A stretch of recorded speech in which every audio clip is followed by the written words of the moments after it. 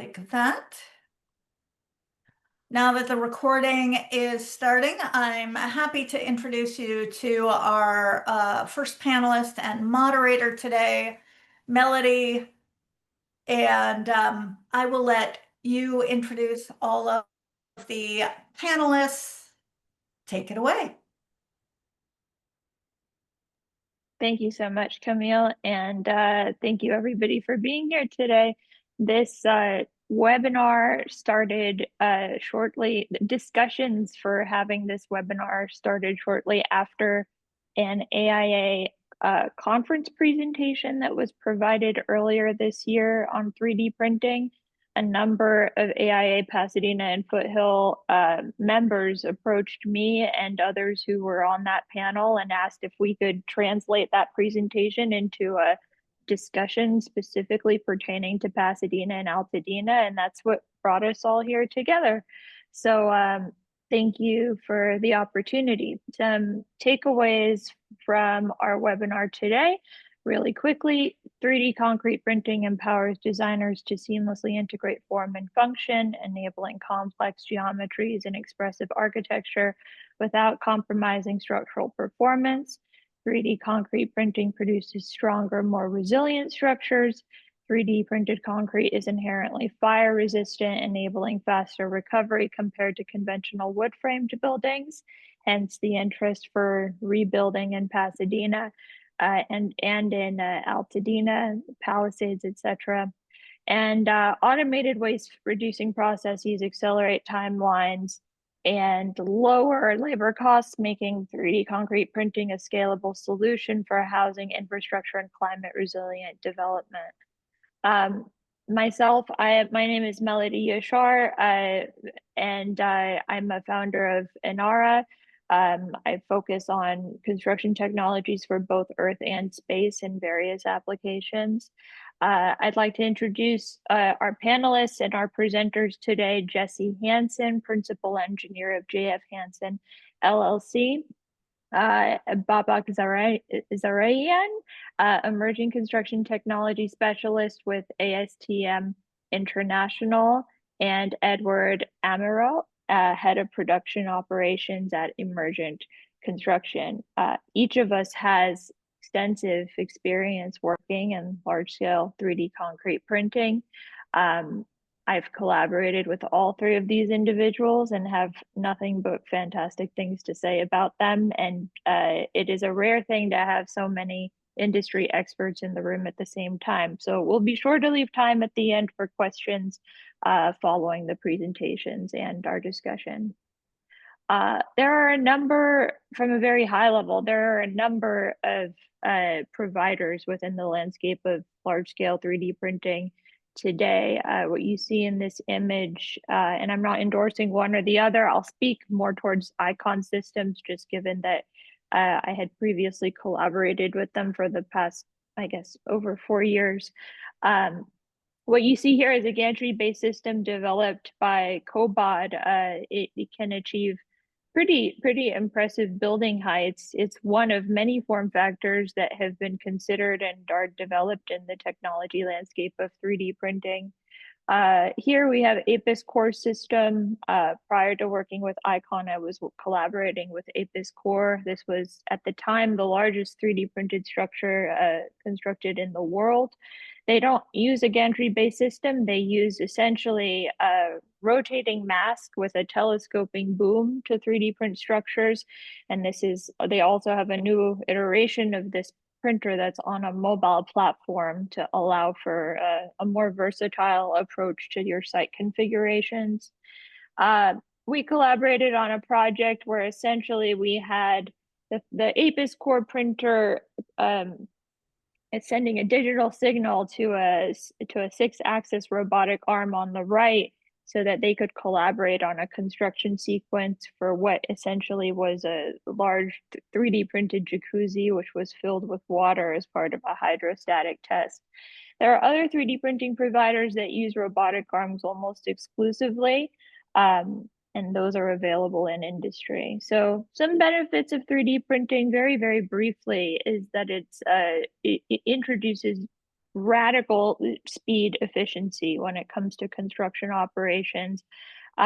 Some projects we've witnessed 2,000 square foot single family residential home built within 2 weeks, at most 3 weeks. So these are introducing incredible efficiencies, there's incredible disruptive potential in the kind of time savings that you have in construction using this technology. It's affordable cost. At least all of the providers celebrate this as a central aspect of their operations. It's a customizable system. Being digitally native, you can essentially uh, design anything within the laws of physics and structural engineering that can be digitally coordinated and passed through whatever your software might be for printing. It's a highly resilient and durable system. A lot of providers tout that their systems are mold resistant, fire resistant, and have the testing to prove it. High performance, the system itself, because it is cementitious, maintains high thermal mass, which is wonderful for energy savings for homeowners and property owners, and uses less waste than traditional construction. A lot of metrics that I've encountered throughout the years have indicated that the waste that's typically found within residential construction today is just an order of magnitude greater than what it should be, needs to be. And given that we're working in a digitally native process, we can introduce fantastic efficiencies with 3D printing. Uh, so another huge advantage is the freedom of form that the technology affords and allows in creating unprecedented architectural geometries. Um, I'll speak to Icon's print systems very, very briefly before handing it over to some of the others. Icon uses a gantry-based system. As an example, they have a 40-foot wide print bed, as well as a limited height with their gantry system, up to 12 feet tall. But it is the form factor of the printer is specifically well suited to single family detached residential. This is the Wolf Ranch project completed by Icon just north of Georgetown, just north of Austin, Texas, in a city called Georgetown. 100 3D printed homes were completed in this project in collaboration with Lennar. These homes have been, are most of them are fully occupied. I believe well over 75% of the homes have been sold. And it represents really like the first of many communities in the world to be 3D printed. Here's a view of the inside of those homes these were the model homes for the community. Another form factor is that in this case, this is a super massive crane, but there are other 3D printing providers, as I mentioned, that work with robotic arms, 6-axis robotic arms with degrees of freedom similar to this robot, which is Icon refers to as the Phoenix. Its maximum print height is 27 feet tall. This is a demonstration structure that Icon created outside of their headquarters. And it celebrates that freedom of form that I was referring to earlier. You're able to realize eccentric geometries that do not need to be rectilinear for any reason. And again, it's all a matter of structural engineering and digital design. So the rest is up to your imagination. I'll speak to the wall system developed at Icon and how this can be translated or relates to some of the wall systems that are being engineered by other providers. Essentially, it is a cavity wall system that incorporates structural cores. There is insulation within the wall system itself. In this case, what's being represented we referred to as a 3-bead system. There are also 2-bead wall systems that are developed for 3D printing. And the wall system also included areas for rough-in of plumbing and electrical as well, which is what you see within this animation. Three types of reinforcement incorporated in this system: horizontal, lateral, as well as vertical reinforcement within those grouted structural cores. Other systems incorporate, let's say, more grouting within the cavity wall. And in Icon's system, we were using an open cell foam insulation. Other systems use rigid foam for insulation as well. Uh, there's been a lot of wall system testing and certification work completed by Icon as well as others in industry. I'll just call out that two of the programs that have been of note and that have resurfaced with renewed interest in the following the Pasadena fires have been the Wildfire Prepared Program by IBHS, as well as the NFPA Firewise program. In Icon's case, the walls were able to achieve almost a 2 hour, they were able to achieve a 2 hour fire rating for load bearing conditions, non-load bearing conditions, almost 2 hours. And this was validated in further testing. The regulatory landscape, I'm trying to move quickly because I know we have a lot to get through. The regulatory landscape of concrete 3D printing is still in its early stages. Let's say there is no established international building code for 3D printed construction to date. And so what's happened is that code bodies and regulatory bodies like the International Code Council have established acceptance criteria such as AC 509, which enables 3D printing providers to essentially establish an acceptance criteria according to the limits of their own system. And that it allows for a regulatory pathway and a permitting pathway to receive an AOR stamp as well as AHG approval. This doesn't apply in every which jurisdiction. In some jurisdictions, you can also rely on the opinion of your building inspector to validate the structural integrity of the structure. And in many cases, this was the method that Icon used for permitting structures. I'll also mention that ICC has a new subcommittee that they've developed to develop a consensus standard called ICC 1150 that is currently in review that may replace AC 509 as a standard for code level integration of 3D printed structures. This is still in draft format, and you're very much welcome to take a look at the current draft of the code as it's being written by the subcommittee currently. And my last thing, I'll create a quick shout out for Concrete 3D Print 3D Horizons. This is a nonprofit group that was set up after the Altadena fires that I'm privileged and happy to collaborate with. They are interested in it and invested in education in 3D printing and how that can benefit folks who've been victim to the fires or who've suffered losses as a result of the fires. And so some of their initiatives have to do with education, have to do with establishing a community of 3D printing providers, providing innovative financing options, insurability of homes, and much, much more within the educational domain of 3D printing. So I'll leave it at that. If you're interested in learning more, please feel free to reach out to me. And I will stop sharing and hand it over to Jesse for next comments. Hello, nice to meet everybody. Jesse Hansen, Melody. Mentioned earlier, I'm a principal at JF Hansen, and we've been designing in the 3D printed space for a few years now, and prior to that, worked at Icon as well. So we do have experience with multiple different printing companies. So I've seen a few of the different strategies and printers around. I've got a few slides for you as well.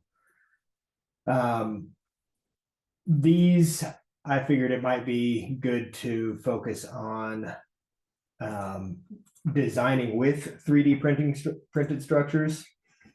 It's a little bit different than some of the design strategies I think that were used previously, mainly relating to you're now building with a machine, and it's just different talking to a machine than it is talking to a contractor in the field, I guess, with your plan set and with your design.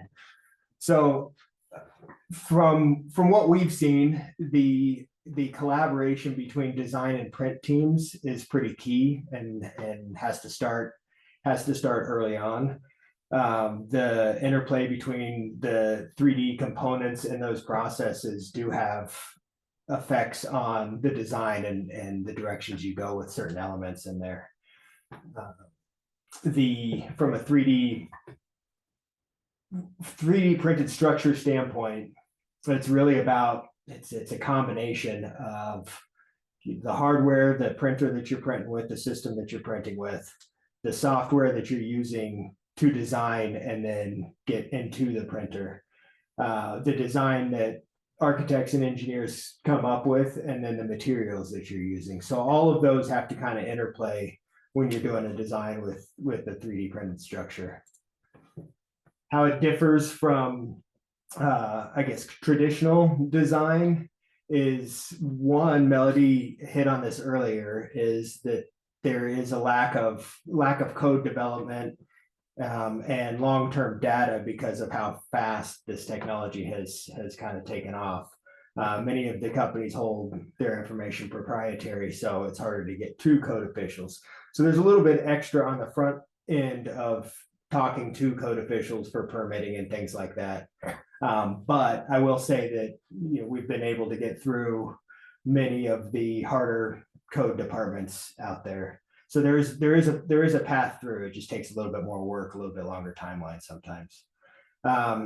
Your different material behaviors, you're layering up with a plastic concrete material. So just something that has to be kept in mind is how the material goes together when you're designing. Kind of touched on this a little bit earlier.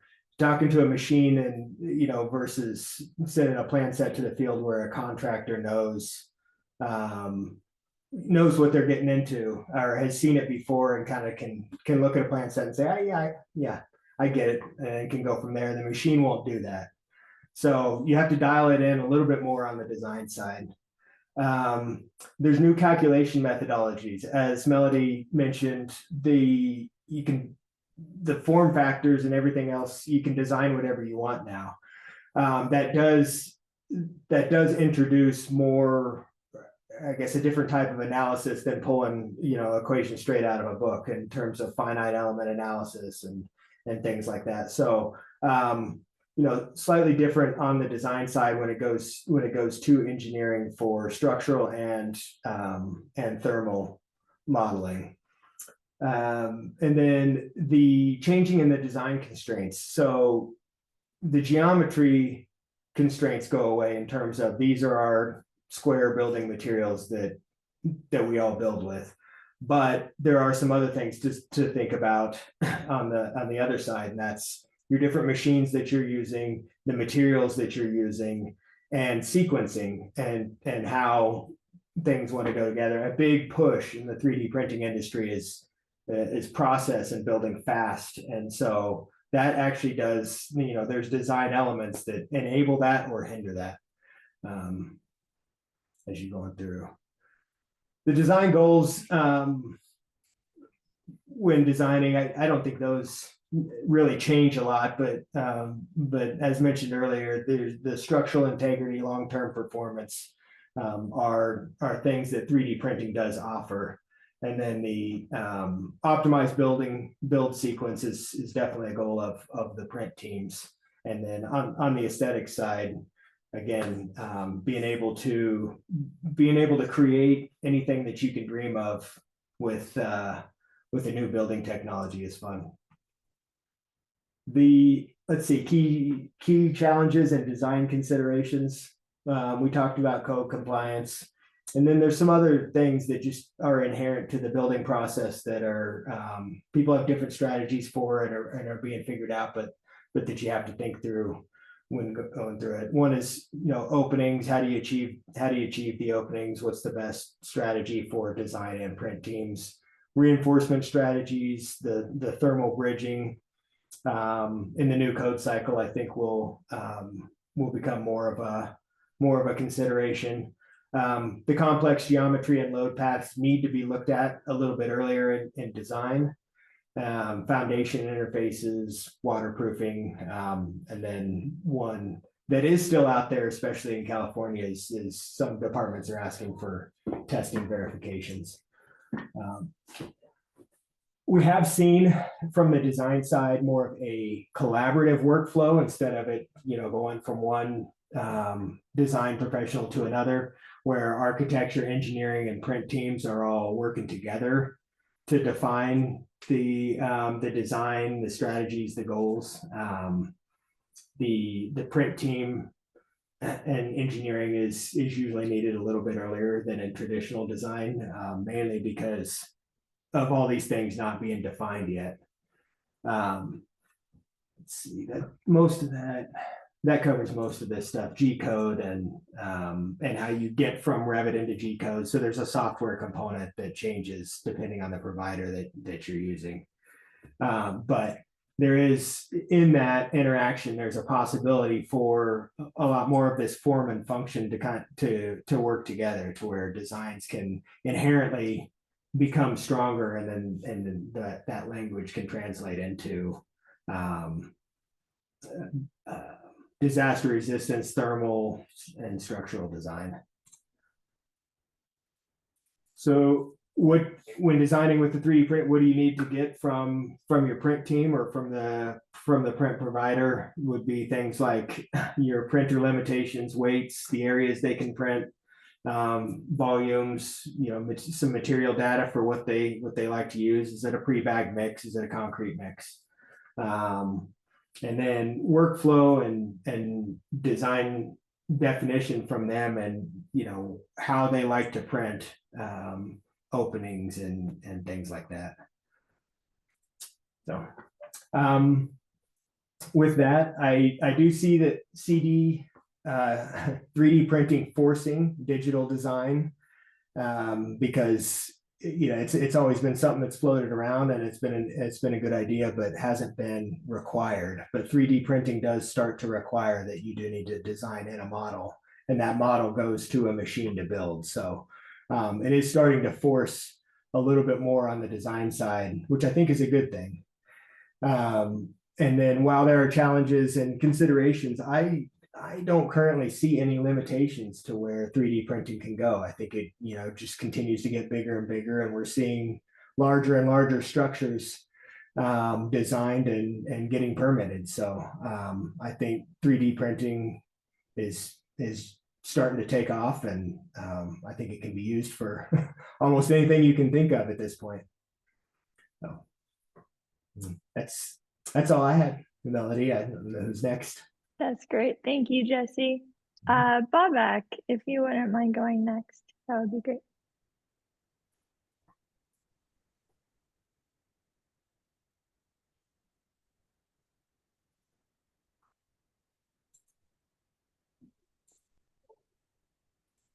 Hello, everyone. Nice to meet you all. I'm Babak Zarian. I'm an emerging construction technology specialist with ASTM International. I want to walk through some of the projects that I have done through the years and how we got to and then we go over some of the activities that we do within ASTM in terms of accelerating the adoption of additive construction or construction 3D printing. So I did my PhD at the University of Southern California. Actually, USC is the original place of the construction 3D printing. Most of the initial patent about these technologies, I think, back to 1996, and I had the opportunity to work with the team that basically started the technology. through the years, we developed several different technology in terms of gantry construction, 3D printers, robotic arms 3D printers, and specific rapidly deployable concrete 3D printers that you can set it up in a matter of hours and then less than an hour, and then start printing and doing project, especially for disaster recovery applications. One of other project that I was involved in, that actually the first fully permitted concrete 3D printed structure in California, and we did this project back in 2022 in Northern California. We built 6 of this project, and actually that's that's the first concrete 3D printed structure that has permit and built in California. The other aspect of this project was we used locally sourced material, which we were able to reduce the cost of the construction as well as environmental impact of the material. The cost of the material was almost less than half of the common concrete mortar that is being used in the market. We also worked on efficiency of the project. For a 1,200 square foot house, we were able to lower down the time of the printing from about 46 hours all the way to about 28 hours. And we also improved the quality to get to the point that we didn't need to do any post-processing after printing, including using any stucco or any skim coat. We basically pretty much painted those walls and then it was ready to being used. So those are the first few projects that were built in California, and including the first one in Southern California in LA, in collaboration with Woodbury University. That was actually part of the solar decathlon competition that they designed and got the permit from LA City, and then I was in charge of 3D printing this project. This project was very small, tiny house, but there are few features about it, including the free form that they have, the height of the structure, and including the time that we were able to finish it. So, although it's kind of hard to get permit in California, it's concrete 3D printing and its new technology is doable and achievable. We just have to basically figure out how we are going to design the structure and how we are going to utilize all the capability of these technologies bringing to us. One other project that I have worked on was, which both Melody and Jesse touched on, was AC519. I was involved in developing the initial code in ICC, and also the first one to achieve the certification for a company that I used to work, including several structural testing and material testing to understand the performance of this type of a structure, the composite behavior of grout that you fill the structure, the proprietary concrete 3D printer, and so on, and how they interact with each other in the concrete 3D printed structure. So right now I'm working with FMGI, which is a commercial real estate general contractor. We are working on printing Walmart projects, and they're using this technology instead of using CMU block. FMGI already finished 2 of this project, one in Tennessee and another one in Alabama, and we are working on the additional project that for this year and next year that we're going to utilize this technology in Walmart buildings. Talking about ASTM, as you know, ASTM has been around forever. They established in 1898, and comprised of several different committees and thousands of members and hundreds of employees. That ASTM basically working toward developing a standard on different technology and in different industries. And we have offices all around the world, from Asia to Europe to Middle East and so on. ASTM Additive Manufacturing Center of Excellence, or ASTM AMCOE, was established in 2018 with the focus of developing new standard and cross-technology collaboration in additive manufacturing and work or 3D printing in general. The ASTM Center of Excellence has more than 20 PhD graduate and more than 26 master degree that they are working on developing different standard certification and qualification around this new technology.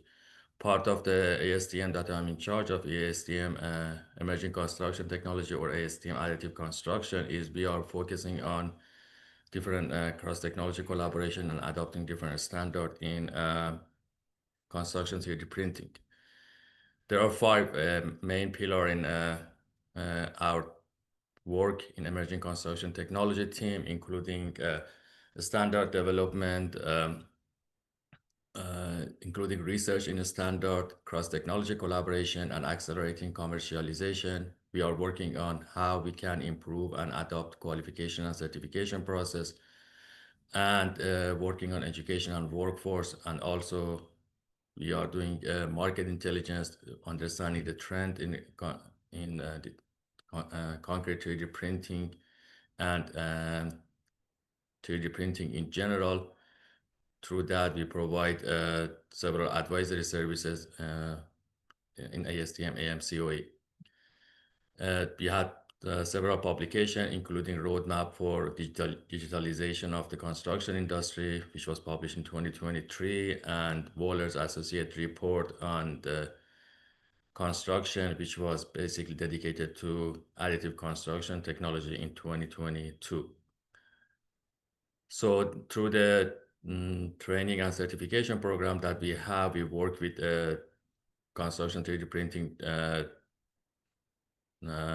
institution, and the one that provide a training program to basically certify the training program. We review their content, make sure that the material that they provide to their student, including design, engineering, implementation, they are within the scope that needs to be approved. So that's part of the training program that we provide. Besides the fact that we develop several different course content and cross training program with different institutions or through ASTM, AMCOE, and different levels in terms of beginning, intermediate, and experts. One of the main other things that we do within ASTM AMCOE, which is through F42 committee. F42 committee within ASTM focuses on developing new standard in 3D printing in general. Committee F420707 is dedicated to developing a specific standard and testing method for additive construction or construction 3D printing. We have defined several different work items to understand this technology and how this technology has to be tested and to basically being adopted in a larger scale. So these are part of the work that we do in terms of standard development, including, like, for instance, understanding material behavior, layer bonding, curing, how we can extract a specimen for testing. All of that is under work, and they're going to be published soon as different standard directly related to concrete 3D printing. We, through ASTM COE, we have a Waller's Associate, which has been doing market research and market intelligence for the last 36 years in 3D printing in general. We do a lot of market research and market analysis in terms of how this concrete 3D printing can be adopted and how the market is going to perform in the next few years. Through interview and data collection from different concrete 3D printing company, different construction company, and different material providers and end users. This Waller's report that basically we publish every year, that we update their data in terms of market penetration when it comes to concrete 3D printing in different areas, from North America to Europe to Asia Pacific and others. We are also define this application of this industry not in not only as concrete 3D printing, but also collaboration with industrialized construction and robotics to have a holistic solution for the construction industry. We identified different applications, including defense, commercial building, residential building, infrastructure, disaster recovery, and so on, to see how this technology can be adopted or scaled. So for that reason, we invite speakers, and we have a yearly conference called ASTM International Conference on Advanced Manufacturing, which construction is part of this conference, that we invite uh, researchers, technology providers, material providers, and all the different stakeholders in robotics and in concrete 3D printing to basically share their findings to accelerate the adoption of technology.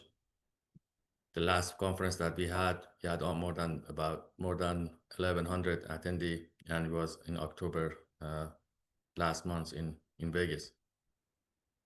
Thank you very much.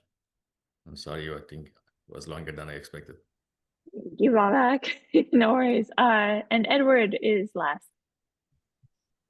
Hey, thank you, Last one. Melody. Appreciate it. Yeah, thank you, Camille, as well for hosting. Thanks to the American Institute of Architects, Pasadena and Foothill for having me. It's really an honor to be here. Let me go ahead and share my presentation here. All right, great. Oops, excuse me. Let me, I actually went on the wrong page there. There we go. I got a sneak peek of what I'm talking about, basically. Yeah, so like I said, my name's Edward Emerald. I started out as the first printer operator at Icon back in 2019. And then I went on to lead some of the most ambitious 3D printing projects, in my opinion, in the world. I helped print the first 3D printed community as far as we could find in history, in Tabasco, Mexico, in 2019, 2020. Went on to print the largest 3D printed community in the country, in Georgetown. Y'all have already seen some renders from that project. And then really exciting project, I also finished the world's first 3D printed amphitheater. And we'll go through those projects and really how they tie into the theme of today's presentation. Right now, I am the head of production operations at Emergent Construction, which is based out of Redding, California.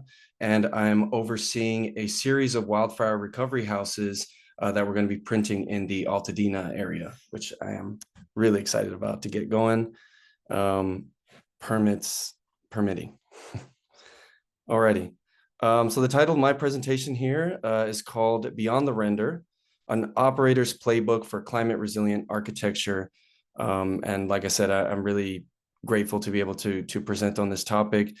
This is something that's been a passion of mine for a really long time. So yeah, we have basically just covering here the basic outline of the presentation. From render to reality. So this is really where over the years, I have seen 3D print projects fail and succeed, obviously in their evolution from the conceptual to the physical. Usually there's a lot of chaos involved in the conceptual aspect of it. And so what I'm going to be talking about today is how applying a structure or a structuralist mentality to printing really is what drives, again, those renders to become reality. This is a cool side-by-side here. This is from the Cosmic Pavilion that I was the supervisor for here in Austin, Texas. This was printed in front of the Long Center. It's the Performing Arts Center here in Austin. And so on the left-hand side, obviously you can see the render. On the right-hand side is what we came out with, and they're pretty close, in my opinion. Really proud of the work that we did on that project. But yeah, so we're going to go into then, what really takes 3D printing projects from, again, from that chaotic conceptual aspect to the real world operations. how do you solve the chaos of inconsistency? Pretty straightforward answer there. You build the system that makes excellence repeatable. Over the years, I really created a playbook alongside all of my colleagues there at Icon to really turn crews into high-performing teams. As you can see here, it's kind of a blurry photo, but this is the team of engineers, operations technicians, QC technicians, and the architects that went along in designing this project. Moving on, I've got a side-by-side of Wolf Ranch, like Melody mentioned earlier in Georgetown. This was a 100-home project. I was very fortunate enough to oversee about 85 of these buildings being printed. And often, especially towards the end of the project, I was overseeing up to 12 printers at the same time. Again, on the left-hand side, the render, and on the right-hand side, the reality.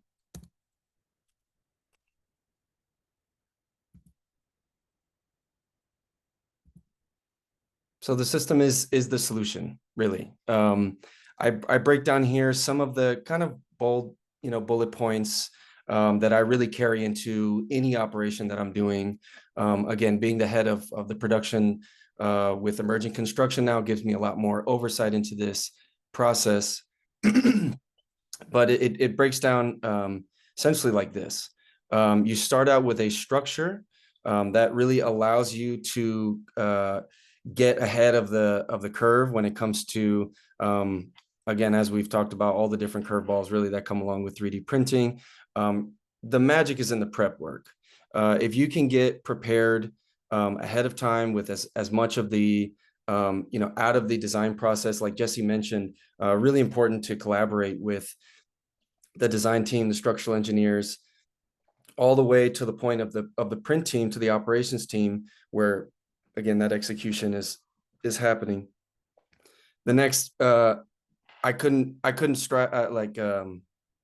pinpoint this or highlight this enough, is consistency, consistent scheduling, protocols, messaging.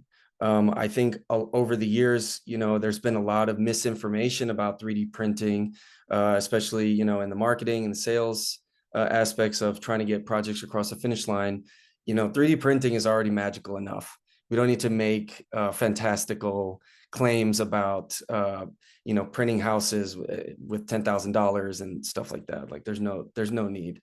Again, there's enough magic to go around in this industry. So again, consistent all the way to the point of the SOP documentation and the implementation as well of those protocols. Communications, this is like, again, another one that I would drive home to really any 3D printing operations group. You really need dynamic communications and a network all across the different set of teams that will be involved in a 3D print project, from design to the tech team, the operations team, and of course the sales team that's then marketing this product out into the world. And then of course, last but not least, we have a big chunk of our effort always goes into perfecting a mix design. This basically allows us to leverage material science, the most up-to-date material science, whether that be a mortar-based material or a concrete-based material. We can really drive these systems to reduce waste and, of course, reduce our carbon footprint on these projects. So I actually have a rough example of how this worked out at Wolf Ranch. I wasn't able to provide really specific details, being mindful of time here. So going to try to comb through this. So this graph roughly shows a sharp increase in our productivity metrics, represented by the lowering of costs by approximately 57 to 60% over the course of that 8-month time frame from April 2023 to December of 2023. This is where we produced a huge chunk of the houses at Wolf Ranch. The two big factors that went into big increases in costs came from a heat wave from that summer, which was honestly deadly. It was, over 115-degree heat by 11 a.m. Almost on a daily basis for about a month and a half. So that really drove up costs there in the middle of the summer. And then we also experienced a tech upgrade in the fall of that year that really, the implementation of the tech upgrade really drove up costs dramatically due to the new variable that we were introducing into a system of, I believe we had about 10 printers online at the time. So again, this is where a lack of consistency really costs you. And I really like to drive this point home because, we tend to focus so much on the machine aspect and not the people part. And that's really what drives these projects. These robots don't run themselves. Printing climate resilience. Again, going to kind of comb through this. I'm sure, especially anyone in the Southern California area has seen some of these maps. This is the new reality of the Los Angeles area, is where I decided to focus this section. We have a map on the left-hand side of the damages of the Eaton fire. And then, of course, on the right-hand side, the Palisades fire. Combined, these fires destroyed over 16,000 structures, covering over 60 square miles, and caused a lot of death and destruction. So this is part of the reality that we have to live with now. And I see 3D printing as really the only adequate means of providing the infrastructure, the quality of the infrastructure and housing that we need with the immediacy that we need it. When I say printing climate resilience, I really mean to convey or use the word printing to convey the urgency that we need a solution. 3D printed, yes, we're doing, again, I mentioned in the beginning, we're doing a series of wildfire recovery houses in the Altadena area this winter. So this is some of our projects, again, with a new company, Emerging Construction. On the left-hand side, this was a part of a print from Taos, New Mexico. We put down the first 3D printed building in that area in northern New Mexico. And of course, it is wildfire resistant, as well as just climate resistant in general, holds its temperature really well. On the right-hand side, Babak was gracious enough to share his involvement in this project. This is kind of following along the lines of what the work that we're going to be doing in Altadena looks like. This covers, this is a project actually that we started earlier this year, and it's actually kind of hard to tell based on the pictures, but it's an animal shelter. So this is for the Haven Humane Society. This is basically serves as a animal shelter to protect wildlife and pets from wildfires in the Shasta County area. So basically, residents during a wildfire will be able to take their animals to this facility and be rest assured that, again, nothing's going to happen to the building, that they're really safe. So I think last year I have a blueprint roughly of the inside of one section of the building. You can see the 3D printed kennel walls in the middle, and also, service rooms, and again, a really climate resilient building overall. Thank you so much. That's all I had. Thank you, Ed. That's awesome. To be mindful of time, I wanted to see if there were any questions from the audience in particular. I took a look at the chat. I don't see anything in the chat. Although, Camille, you have to tell me if I should be looking somewhere else, if the questions might have been posted elsewhere.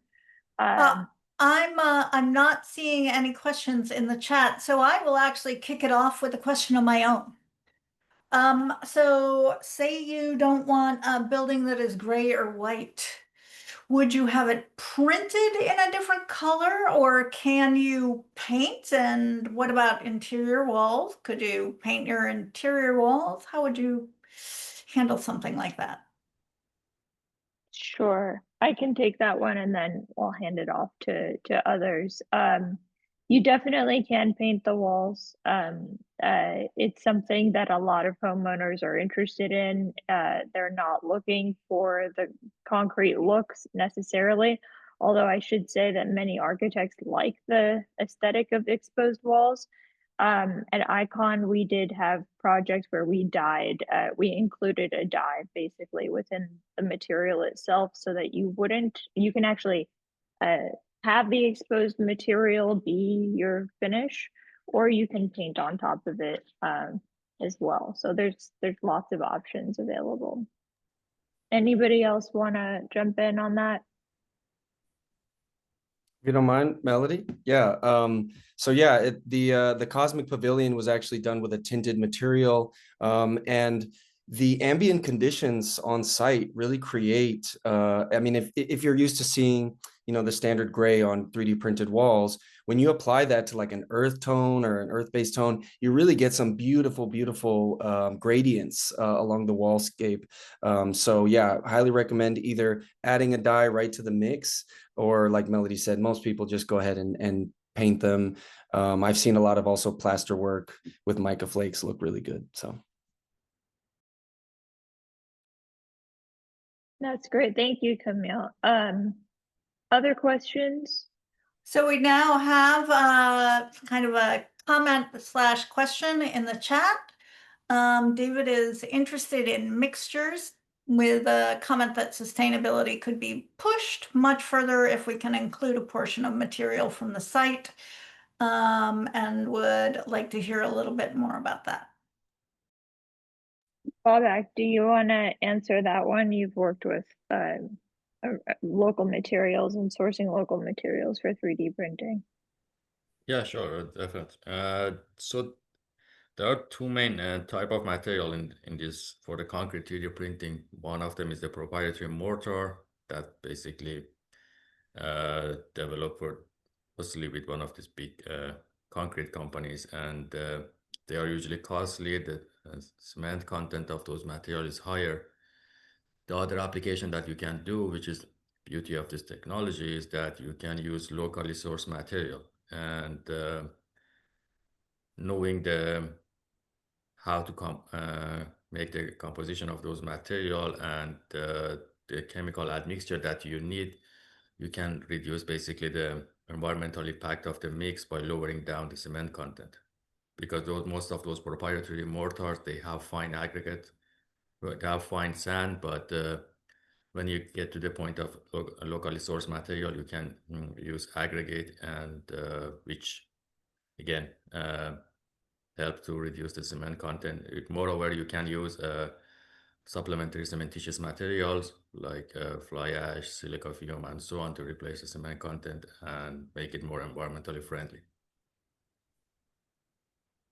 Plus the fact that they are concrete 3D printing companies, that they are using airspace materials. So you basically pretty much they don't even have any cement in it. It's just soil and other chemical admixture that they use.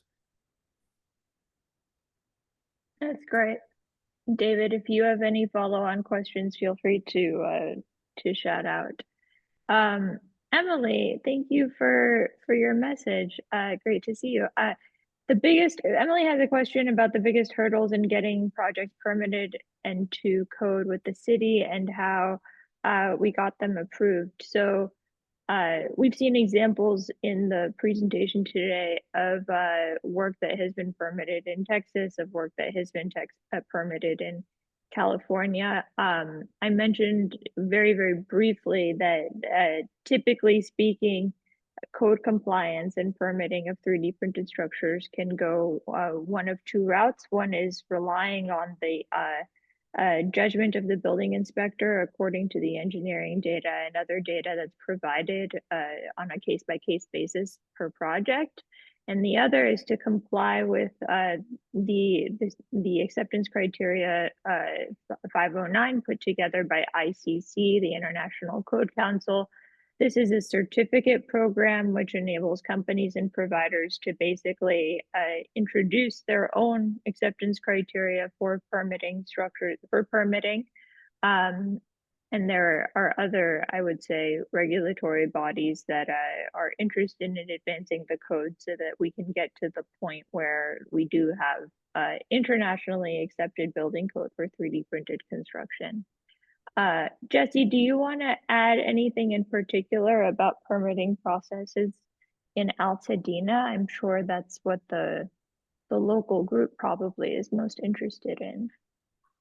Sure. Yeah, we have 2 projects currently in permitting in Altadena, and have had conversations with the building official, the research department there, and are working with them to get them everything they need to approve 3D printing there.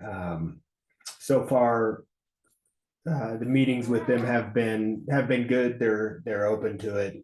The comments we got back on the first design that we submitted was largely just looking for some clarifications here and there, and they're generally interested in testing and any kind of testing that they can get their hands on, but and testing during construction. So as it relates to whoever the print team is, there may be some additional tests that Altadena Ed would be one of them that they'll ask Ed to do when printing the structure. But I think it's, I think especially once these first few go through, and maybe it goes from the research department to the building official. We didn't receive any comments from the actual building department.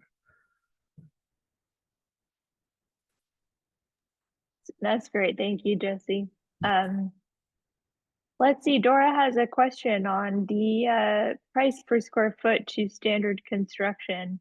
I'll preface this by saying that many providers, depending on whether they are exclusively hardware providers, material providers, or contractors, design builders, will all have different pricing available. That's for sure. It's a very saturated market with a pretty opaque approach to pricing. I don't see a lot of pricing transparency in the industry just yet.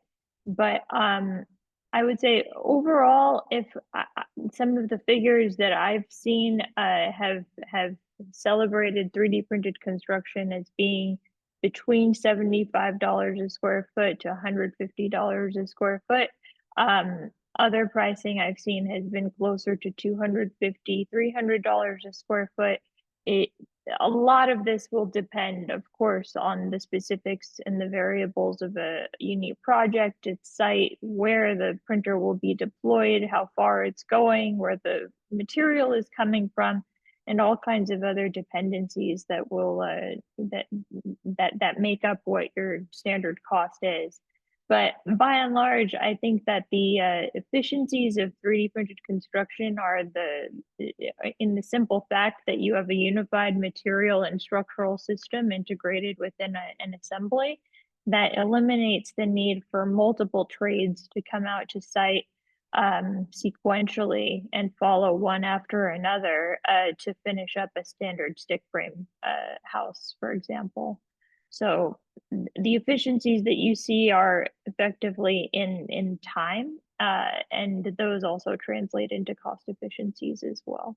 I'll also say that like you tend to see economies of scale when you have large volume printing, as opposed to doing one structure at a time. That's when you really start to see the true benefits of the technology, is when you have larger infrastructure, master plan scale projects, and the hardware, the robots can really do their thing. Anybody else want to jump in on that? Yeah, I would like to just piggyback. Your comments were perfect. Just to piggyback on those ideas is just I think there really has been a lot of misinformation again on this part of of cost, about 3D printing being automatically cheaper. And to Melody's point, it all depends on, you know, where you're getting materials from, how skilled the print team is. I've seen, you know, a lot of companies make the huge mistake of thinking that they're going to get a brand new print team together, and within the first month of printing, they're going to have it all figured out and they're going to be printing efficiently. Whereas in reality, I've seen it take up to, you know, a year, 2 years for a print team to really reach, you know, these kind of maximum efficiencies that a certain tech stack will allow. So, but in general, you know, for a 3D printed house, you're going to pay a premium, I would say. But again, a worthy cost to pay, in my opinion, for a climate resilient structure. Excellent. Thank you. Those are all the questions that were in the chat, and I do want to be mindful of time. So I want to thank Jesse, Bobak, and Edward for participating. You guys are awesome. I